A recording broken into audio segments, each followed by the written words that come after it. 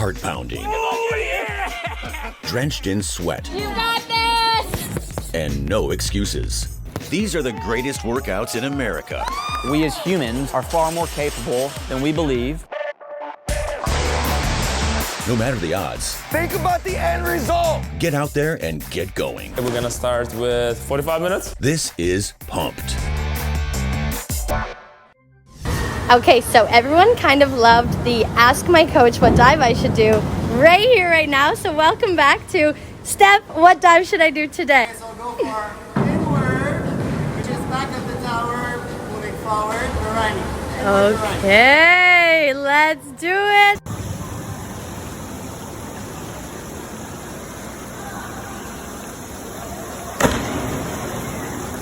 You are now diving off of some of these incredible heights. People are terrified watching you do so. Talk about the journey going from just like, I guess, jumping off the side to where you're 20 meters above the water. Yeah, absolutely. So I have actually been diving since 2008, I think, like regular diving, which goes up to 10 meter. And I graduated from Florida State University in May and kind of felt like I wasn't complete, you know? So I talked to my coaches and I said, have you seen Red Bull cliff diving? And they were like, wait, are you interested in it? And I was like, yes. So from there, we just kind of started contacting the right people. And then all of a sudden, Team Canada was like, let's move you to Montreal and start high diving. I was like, what? So in August, I started jumping off 20 meter and fell in love with it. That is quite the journey. And so yeah, now you're up in Canada because I guess your eventual goal is to be doing jumps off of cliffs, or is it to be competitive in some of the kind of upcoming Olympics, or where are you heading? So high diving will be in the Olympics very soon. So that's kind of the goal. Talk about some of your feelings and emotions as you creep toward the edge of the diving board. As so many of us innately tense up, you go right to the edge and jump over. Yeah, no, I think me and my coach, Stéphane Lapointe, we really work on only going up to the 20 meter if we're physically and mentally prepared, because you can be physically prepared all you want, but you step on that platform and you're 20 meters high, you're seeing people this small, you're like, I don't know if this is safe, right? So you just have to really know that your body's capable, but also that you're mentally ready for the dive. And then we just go up there and have some fun with it, you know? So, but we always take our time. Sometimes we just go up and visualize, because there's some really scary dives that you don't just go up and throw yourself. So it's important to just go at the right pace and enjoy it. I guess. I mean, but you've had some tough falls, or have you been pretty injury-free? Yeah, I've had one slip up there where I was just spinning way too fast and I was already vertical with 10 meters left to fall. And then what do, right? You're like, oh, I am bracing for impact. So you just get as big as you can to like limit rotation. And then I landed with like 1 foot in the air. It was not cute. But overall, I didn't get hurt from that. It was because the water's so warm in a pool location, where if that was outside, I would have been game over. But now explain that. So that in a pool, the water's warmer, so it somehow makes the fall a little more less impactful. Yeah, absolutely. So the colder the water, the more it'll feel like cement, unfortunately. So as we travel the world and jump up these cliffs, if the temperature is really cold, then we're going to be like bracing for impact. Whereas where we're training now, the Montreal Olympic Stadium, is very much like a warm pool, never any waves, like very flat. So it's perfect for training, but then we're going to have to expose ourselves to distractions and stuff preparing for the Red Bull cliff diving event for sure. Yikes, I didn't know that, but I'm going to just only dive in warm tropical waters from now on. Yeah. In terms of kind of advice and guidance, obviously you now have thousands and thousands of people watching you as you do these dives and post them on social media. What's kind of your advice for people who might want to pursue this safely? Yeah, absolutely. I think it's fun because when I started this high diving journey, I started sharing it on TikTok. And then all of a sudden, people were freaking out at this jungle gym above the pool that I train at. And I'm at 2 million followers, and all these people are like finally learning what high diving is. We're exposing the sport to so many people, and I think the interest of this sport is just growing on a daily, and I love that. So I get text messages or DMs all the time saying, how do I start? Like, how do I do this crazy sport? And then you just basically make sure that if they are to cliff dive or cliff jump, they know how to do it safely. You never want to jump into something you don't know what's underneath. So it's just like the basic rules that you want to really share with society before they go and try things. But I think safety comes first. Never go to a height that you're not prepared for. Always start lower and build up, if that makes sense. It's not always the easiest when you don't have a pool available. But yeah, if you're going to jump off cliffs, always swim underneath, use your goggles, see what's under there, and then have fun. And just make the plunge. Well, Yes. incredible work that you're doing. I guess last question, explain why there's such a jungle gym above the water there at your training facility. Yeah, so the Olympic Stadium was never built for high diving. So my teammate Lisanne Richard, she started high diving back in I can't remember the exact date, but she's been doing it for a couple of years now. And she asked the Olympic Stadium, like, hey, there's like rafters up in the roof. Is it possible to put a little platform up there? Because this is kind of a sport, right? It was very new when she started. So everyone kind of looked at her like, why, you know? But now that it's becoming such a big deal and such a big sport, it's almost in the Olympics, like it almost became like, okay, let's put a platform up there. Let's be we're one of 2 pools with a 20-meter platform indoors in the world, like, which is very, very exciting. I think the other one's in Russia. But yeah, so setting that up there. So that's why it's a jungle gym. It's for the lights. Like, there was no need for a platform to be up there. So now we're walking with all like the electrical lights. It's very safe, don't worry. But but yeah, it was never meant for high diving. So I think it's really cool how we can just tweak the environment to make it a high diving environment. Yeah, jumping from the light down to the depths. And Yep. keep on doing it. So good to connect with you. I hope you keep growing that following. Later. You're burning as much calories as you can while having fun. You don't get that walking on the treadmill. You're watching Pumped.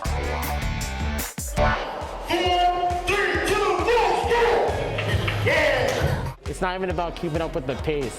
Just seeing the atmosphere and the people around you and following me, you know, you're just gonna love it. Even if you can't, I have a lot of people maybe that can't keep up. They're here just to have fun because you're burning as much calories as you can while having fun. You don't get that walking on the treadmill. Hi, my name is David Schmidt. I'm the owner of Climb and Vibe here in Belmore, Long Island. Introducing our VersaClimber and our Power Plate, a 35-minute exercise that's going to burn a ton of calories, low impact, and is good for people of all sizes, shapes, energies, levels, athletic ability, everything. Everyone is talking about getting out of the gym business, and the gym business is horrible, and I said this is going to be my time. Everybody needs it. Now is the time, now more than ever. Someone told me that I was going to enjoy something that was full of energy, burn calories, and it'll work a full body, and I will be out in 30 minutes. Soon when they said that, I was like, where and when? This class was unbelievable, and I feel that it's an incredible workout, and it would be a shame for you not to even try it out. The VersaClimber here emulates the crawling exercise, the same exercise we all did when we were babies, the first exercise anyone did. And what it does is your whole body gets involved, but there's no impact on your joints. You're not running, you're not landing, you're not hurting the muscles of the joints. So it's very smooth and slow. It works at your pace. We also use the Power Plate. The Power Plate uses vibrating technology. Helps you to circulate your blood flow, really good also for your joints. Everything here is about sweating it up, burning off the calories, having a good time. We lower the lights, we put the laser lights on, we raise the music, and everybody has a good time in here. I feel like I'm walking up a ladder that never ends. Go at your own pace, definitely breathe, and just take it easy, and just enjoy it and have fun. I wanted to be part of the community here. I wanted to open something in my hometown. I wanted somewhere that I could support the community and be part of this town. Our big push is give us a try. Come in here, try it. We're giving out a free trial class right now to all of Belmore, America, all of Long Island actually. Free trial class, come in and we'll show you why this workout is for everybody. Next, the bus will draw you in, but really what it is, it's really about getting people with disabilities out doing activities they didn't think they could do. And later, I met a guy at the YMCA and he said, "You ever think about running?" I said, "No, I hate it. I don't like it. I tried it. It's not part of my life." you're watching Pumped. We're headed to Texas. I think that life's too short to sit there and just let it pass you by and not be active. And so you can sit there and dwell on your disability, or you can say, hey, I'm not going to let this hold me back, and find a way to make it work.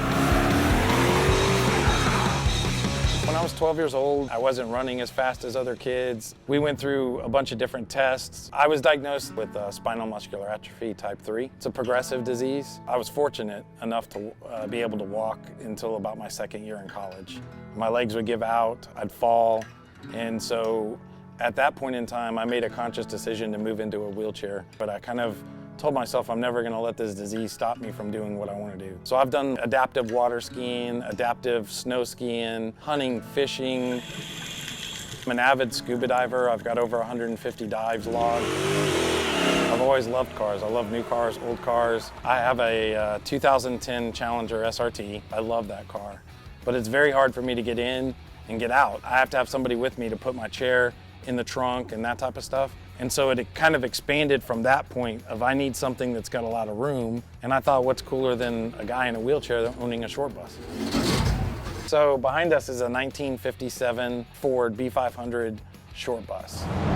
We've been working on it for about 2.5 years. This thing is on full air ride. It's got 24-inch dually wheels, fully handicap accessible. It's got a ramp in the back to get in, and then it's got a ramp that goes down to the front. So in 2017, I started the nonprofit Beyond the Bus, and I want to make it into kind of a movement. And it really is about looking past the bus. The bus will draw you in, but really what it is, it's really about getting people with disabilities out doing activities they didn't think they could do, and building that sense of accomplishment and making them a productive member of society. What we really wanted to do was be able to take this to mainstream shows. There's a lot of people that have disabilities and they give up and they focus more on the disability than the fact of what they can do. A lot of times I'm not talking to the person with a disability because they're not out at the car show doing that. I'm talking to the family member, their cousin, a friend. They're showing them, hey, you can get out and do this type of stuff. And there's different activities like scuba diving, hunting, fishing, snow skiing, water skiing. All these different activities are available for people with disabilities. We're almost a marketing tool for these nonprofits, but we're doing it more in a mainstream environment. The activity is great and it helps boost them, but really interacting with other people with disabilities is where the power is. You can just see it lifts their spirits and they become, hey, I can do this. With those red windows, it feels like it's already a Hot Wheels. So this year I won fan favorite for the Hot Wheels Legends Tour, and it was based on their virtual car show, first time they've ever done it, which to me is a huge honor in the fact that all the fans came together and voted for the bus to win fan favorite, which was sponsored by Mobil 1. So hopefully if I win the wild card, I can take it to SEMA, and then if I win SEMA, we can actually make this into a Hot Wheels. I want to take it to VA hospitals. I want to take it to schools. I actually want the kids that are disabled to be able to get in the bus. And they get cut out of a lot of activities. So for them to basically kind of be exclusively being able to get in the bus and experience that, I think is a cool thing. From my perspective, I may be a little biased, but I think we've done a pretty successful job on making this thing look hot rod and not look handicap. At the end of the day, we took a 57 bus and made it into what it is now. And we're making it handicap accessible, and we're opening people's eyes to what can be accomplished, whether you have a disability or not. But really what it's gonna do is it's gonna change people's lives. I guarantee you, we've seen it already. Coming up. Running with my dad through Memorial Park is like running with a celebrity. There is, a few feet goes by. Hey, Mike. Hey, Shannon. Hey, Julie. You're watching Pumped. We're headed to Texas. What a beautiful scene. You know, I mean, people don't realize how beautiful the sun sets, especially in March. There's certain months that when the sun goes down, the glory of God, the colors, I mean, who can't believe that there is not a God here? Because this just don't happen, you know. Everything is so different. Every second you see the sun, it's gone. It's down. You missed it. You know, if I get us a late start, I miss it. And so I try to get here on time so that I can see the full beauty of God, the sunset, the colors. And then when I'm running, you know, I just feel that, I don't know, heaven in a way, you know.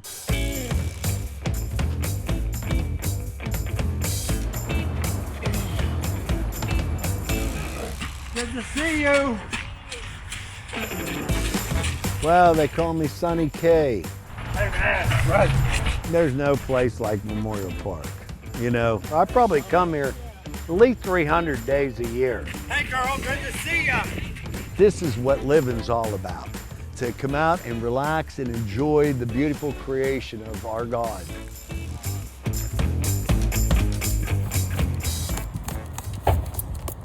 Protection. I drive about 16 miles one way, and you know, I come over here and I just like to relax, pull my chair out, you know, I reflect, and sometimes I say my prayers here. Yeah, and then I sit out here and I put my music on and I start gearing up what music I'm going to listen to.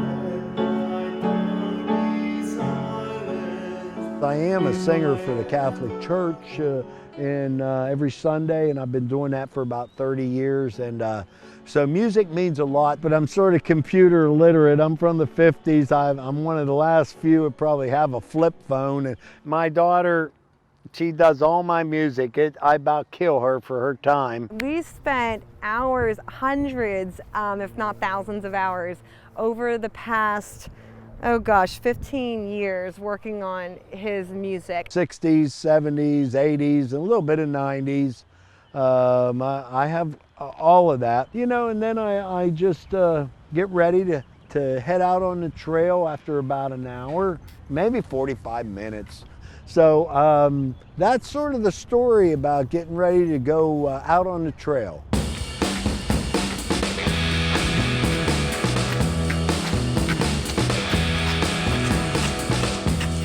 Most people stare at me, even in my horoscope says that I stand out in a crowd.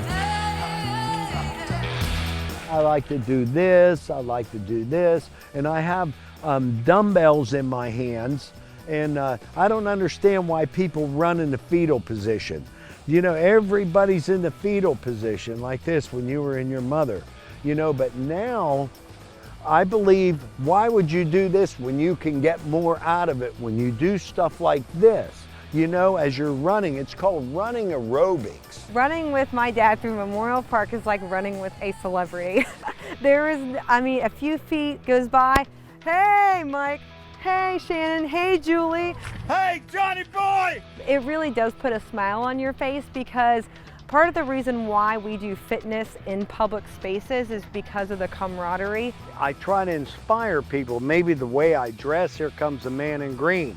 Sonny's been, great inspiration for me all these years, ever since we've been married, ever since we've known each other. And he continues to push me in a good way to exercise and just to push myself. Growing up with my dad was a real motivation to live a healthy life.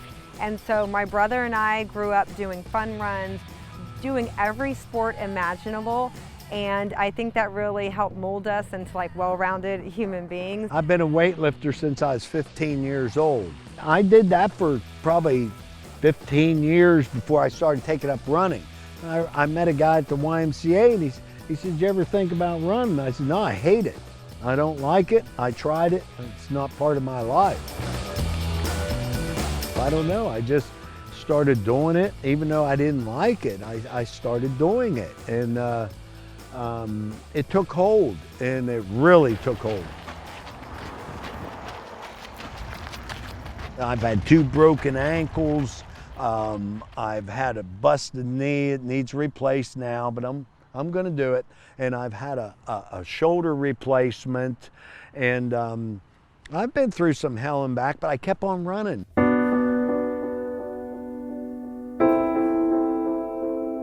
I went down on mile 23 with a heart attack at the 96 the marathon. When we got to mile 23, I went down.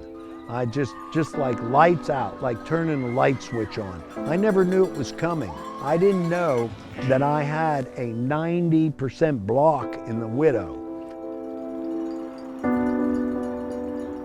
And I was unconscious for 3 days. No heartbeat or pulse rate for 4 minutes, almost 4 minutes. A buddy of mine ran by me and he said, "Sonny, I didn't know that was you there." He said, "But your face was as blue as the sky."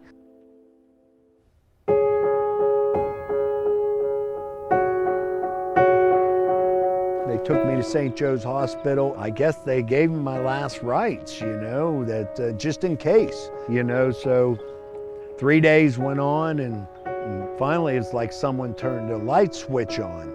Again, it's like, wow, where am I? And I guess God said, hey, get down and finish what you started. And here I am today, still working on it.